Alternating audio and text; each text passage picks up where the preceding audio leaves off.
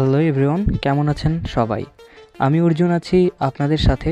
সবাইকে আমার চ্যানেলে স্বাগতম।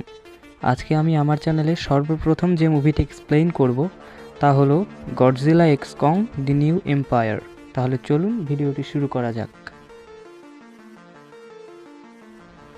সিনেমা শুরুতে আমাদের হলো আর্থের দৃশ্য দেখানো হয়। যারা হলো আর্থ কি জানেন না তাদের জন্য বলি, হলো আর্থ হলো পৃথিবী পৃষ্ঠের নিচের অংশ। তো সেখানে কংকে নেকড়েদের মতো দেখতে কিছু প্রাণী তাড়া করছিল। সেগুলো সংখ্যায় অনেক বেশি ছিল বলে কং লড়াই না করে তার বানানো একটি ফাঁদের দিকে প্রাণীগুলোকে নিয়ে যায় এবং সেগুলোকে ফাঁদে ফেলে হত্যা করে। তারপরেও কিছু প্রাণী কংয়ের দিকে আসলে তাদের মধ্যে একটিকে ধরে কং দুটুকরো করে ফেলে। এই দৃশ্য দেখে বাকিরা সঙ্গে সঙ্গে সেখান থেকে পালিয়ে যায়। তারপরে কং সেই মৃত প্রাণীটিকে খেতে গেলে দাঁতে ব্যথা অনুভব করে। কং হলো আর্থে খুব একা অনুভব করে, তাই সে সেখানে তার প্রজাতির কেউ আছে কি না খোঁজ করতে থাকে। তারপরের সিনে দেখানো হয় মনার্কের সিইও ইলেন অ্যান্ড্রু পৃথিবী পৃষ্ঠে কিছু হলো আর্থে যাওয়ার পোর্টাল সম্পর্কে বলেন। অপরদিকে ইতালির রোমে 6 পা বিশিষ্ট একটি মনস্টার হামলা করলে গডজিলার সাথে সাথে অন্য টাইটানদের উপস্থিতি অনুভব করতে পেরে তার দিকে যায়। এখানে একটা কথা বলে রাখি, গডজিলা সবসময় চায় রাজা হতে এবং সে ভবিষ্যতে আসা বিপদ অনুভব করতে পারে এবং অন্যান্য টাইটানদেরও সেন্স করতে পারে।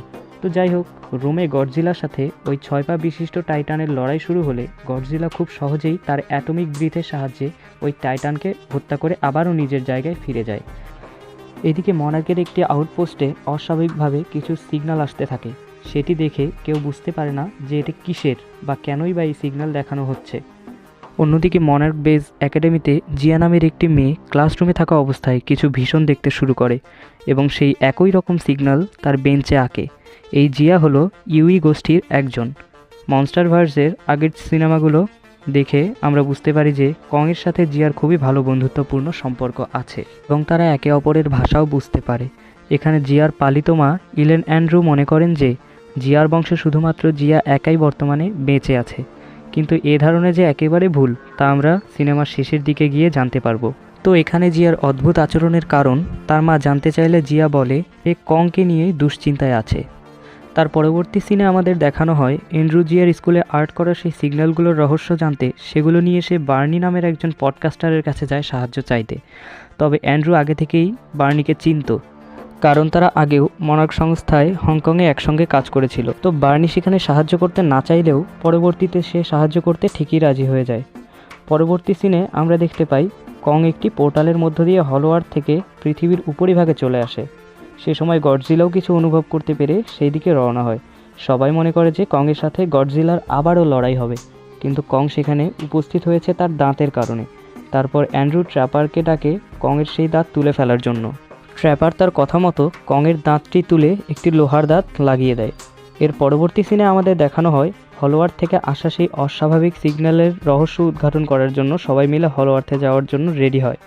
যখনই কং সেই পোর্টালের মধ্যে আবারও প্রবেশ করে তখন তার পিছনে পিছনে তাদের নির্মিত বিশেষ যানের মাধ্যমে তারাও ওই পোর্টালের মধ্যে হলো আর্থে প্রবেশ করে।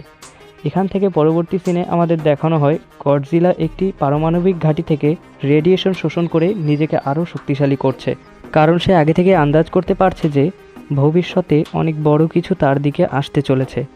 এরপর আমাদের আবার হলো আর্থের দৃশ্য দেখানো হয়। সেখানে তারা তাদের একটি ভাঙা পোস্ট দেখতে পায় এবং কিছু মনার্ক মেম্বারদের মৃতদেহ দেখতে পায় যারা ইতিমধ্যেই মারা গেছেন। তারা সেখানে পাশেই একটি রক্তমাখা বড় হাতের ছাপ দেখতে পায়, কিন্তু তারা বুঝতে পারে না যে সেটা কিসের। এদিকে কং তার নিজের গুহায় আসে তার হাতিয়ার নেওয়ার জন্য এবং সে একটি নীল গুহায় প্রবেশ করে। তার প্রজাতির কোনো কং এখনও বেঁচে আছে কি না তা দেখতে সে সামনের দিকে এগোতে থাকে এবং একটি মিনি কংকে দেখতে পায়। মিনি কং তার হাতে কামড় দিয়ে পালাতে থাকে এবং কংও তার পিছু নেয়। কিছু দূর এগোতেই অনেকগুলো কং তার সামনে চলে আসে। কং তাদের সকলকে খুব সহজেই হারিয়ে দেয়। তারপর আমরা দেখতে পাই মিনি কং তাকে কোথাও নিয়ে যাচ্ছে। অপরদিকে আমরা অ্যান্ড্রু, ট্র্যাপার, জিয়া, বার্নি এবং মিকেলকে দেখি তারা সেখানে বিশেষ একটি জায়গায় উপস্থিত হয়েছে। সেখানে একটি গাছের কারণে মিকেল প্রাণ হারায়। অপরদিকে গডজিলা আরও শক্তিশালী হওয়ার জন্য সমুদ্রের দিকে রওনা হয় রেডিয়েশনের খোঁজে।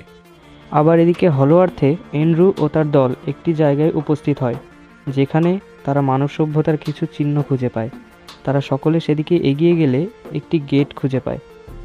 বিশেষ কার্য সাধনের মাধ্যমে তারা সেই গেটটি খুলতে সক্ষম হয়। তারপর তারা এমন একটি জায়গায় পৌঁছে যায় যেখানে পুরো জায়গাটি মাকড়সার জালের মতো কিছু একটা দিয়ে ঘেরা ছিল। ওই জাল ভেদ করে সামনের দিকে এগিয়ে গেলে দেখতে পায় তারা ইউই গোষ্ঠীর বাসস্থানে পৌঁছে গিয়েছে। পরবর্তী সিনে আমরা দেখতে পাই মিনি কংকে একটি লেকে নিয়ে আসে, কিন্তু সেখানেও সাপের মতো দেখতে একটি মনস্টারের সাথে তার লড়াই হয়। লড়াই দেখে মিনি কং ভয় পেয়ে পালাতে শুরু করে, কিন্তু ইতিমধ্যে আমরা দেখি কং ওই মনস্টারটির মাথা কেটে নিয়ে আসে। এই দৃশ্য দেখে মিনি কং অবাক হয়ে যায়। তারপর তারা দুজন মিলে ওই মনস্টারটিকেই আহার করে। এখান থেকে সিন শিফট হলে আমরা দেখতে পাই গডজিলা উপস্থিত হয়েছে টিয়ামাটের সম্মুখে এবং গডজিলা সহজেই তাকে পরাজিত করে তার রেডিয়েশন শোষণ করে নেয়। অপরদিকে হলো আর্থে অ্যান্ড্রু এর টিম সেখানে বসবাসরত ইউই জাতিগোষ্ঠীর কাছে ধরা পড়ে যায়, কিন্তু জিয়াকে দেখে তারা তাকে তাদের গোষ্ঠীর একজন মনে করায় সকলকে তাদের রানীর কাছে নিয়ে যায়। সেখানে গিয়ে তারা জিয়াকে পরীক্ষা করে দেখে সে তাদের গোষ্ঠীর একজন কিনা।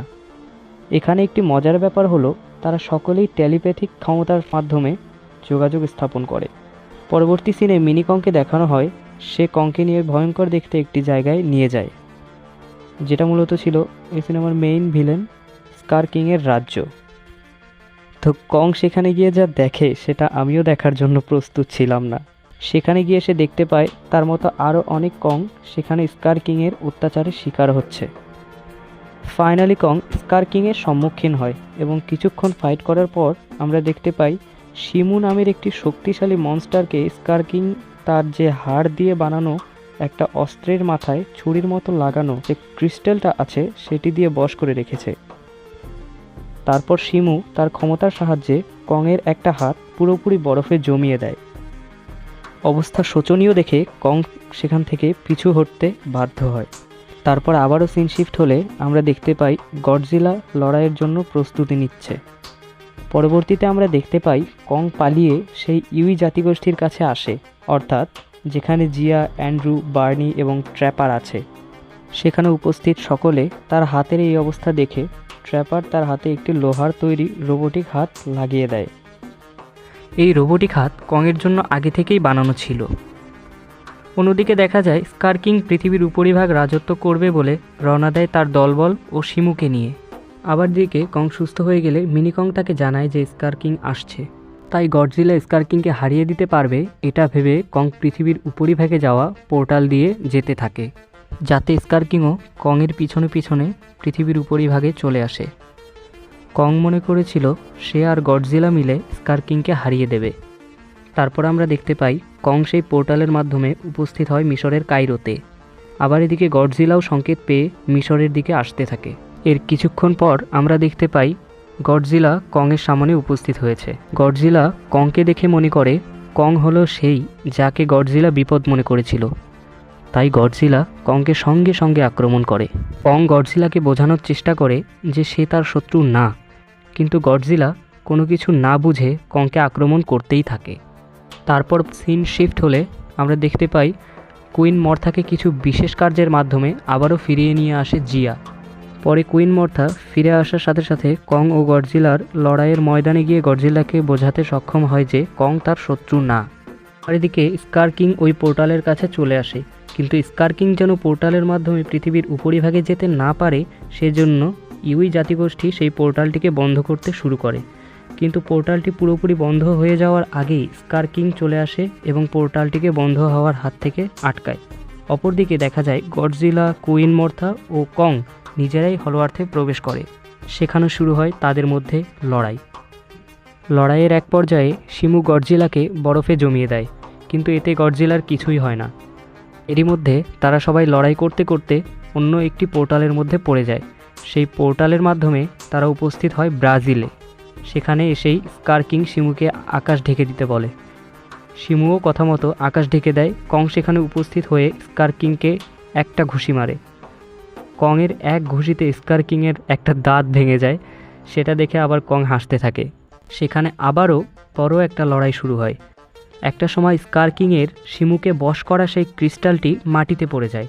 তখনই মিনি কং বড় কংয়ের হাতুড়িটা দিয়ে সেই ক্রিস্টালটিতে আঘাত করে এবং সেটিকে ধ্বংস করে ফেলে। এতে স্কার কিংয়ের বশ থেকে শিমু মুক্তি পেয়ে যায়। তারপর শিমু, গডজিলা এবং কং তিনজনে মিলে স্কার কিংকে সেই রকম ধোলাই দেয়। শিমু তার প্রতিশোধ নেওয়ার জন্য স্কার কিংকে বরফে জমে দেয় এবং কং সেই বরফ ভেঙে স্কার কিংকে টুকরো টুকরো করে ফেলে। তারপর গডজিলা তার অ্যাটমিক ব্রিথের সাহায্যে আকাশ আবারও পরিষ্কার করে দেয়। অপরদিকে জিয়া কুইন মর্থাকে নিয়ে আবারও হলো আর্থে ফিরে আসে। এখানে জিয়া আবারও তার পালিত মায়ের সাথে থাকার সিদ্ধান্ত গ্রহণ করে। অপরদিকে আমরা দেখি কুইন মর্থা আবারও তার ক্ষমতার সাহায্যে জালের মতো কিছু একটা দিয়ে ওই জাতিগোষ্ঠীদের এলাকাটি ঘিরে দেয়। এরপর আমরা গডজিলা, কং, শিমু ও কুইন মর্থাকে তাদের নিজেদের জায়গায় ফিরে যেতে দেখি। আর এখানেই মুভিটি সমাপ্ত হয়। তো কেমন লাগলো আমার আজকের মুভি এক্সপ্লেনেশন কমেন্টে জানিয়ে দিবেন। আর হ্যাঁ, আমি আবারও বলছি, আমি ইউটিউব জগতে সম্পূর্ণ নতুন। আমার মুভি এক্সপ্লেনেশন নিয়ে পূর্ব কোনো অভিজ্ঞতা নেই। তো ভালো থাকবেন, সুস্থ থাকবেন। দেখা হবে কোনো পরবর্তী ভিডিওতে। বাই।